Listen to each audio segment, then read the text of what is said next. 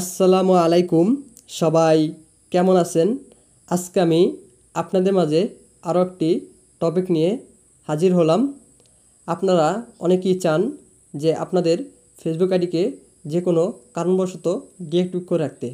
So আজকে আমি আপনাদেরকে এই ভিডিওতে লাইভ প্রুফ প্রমাণ সহকারে দেখিয়ে দিব আপনারা কিভাবে আপনাদের ফেসবুক আইডিকে ডিঅ্যাক্টিভেট করে রাখবেন।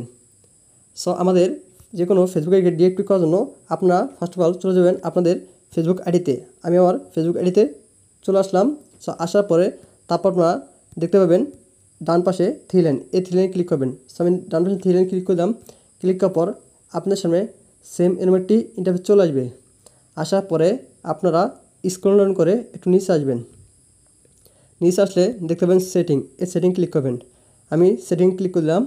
ক্লিক করার পর তারপর আপনারা দেখতে পাবেন পার্সোনাল অ্যান্ড অ্যাকাউন্ট ইনফরমেশন, এটা ক্লিক করবেন। আমি ক্লিক করে দিলাম।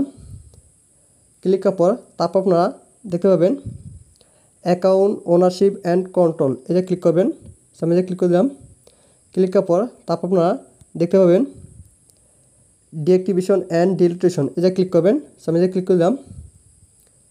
ক্লিক করার পর তারপর আপনাদের সামনে সেম টু সেম একটি ইন্টারফেস চলে আসবে। আসার পরে তারপর আপনারা কন্টিনিউ অ্যান্ড অ্যাকাউন্ট ডিঅ্যাক্টিভেশন, এটা ক্লিক করবেন। আমি এটা ক্লিক করে দিলাম।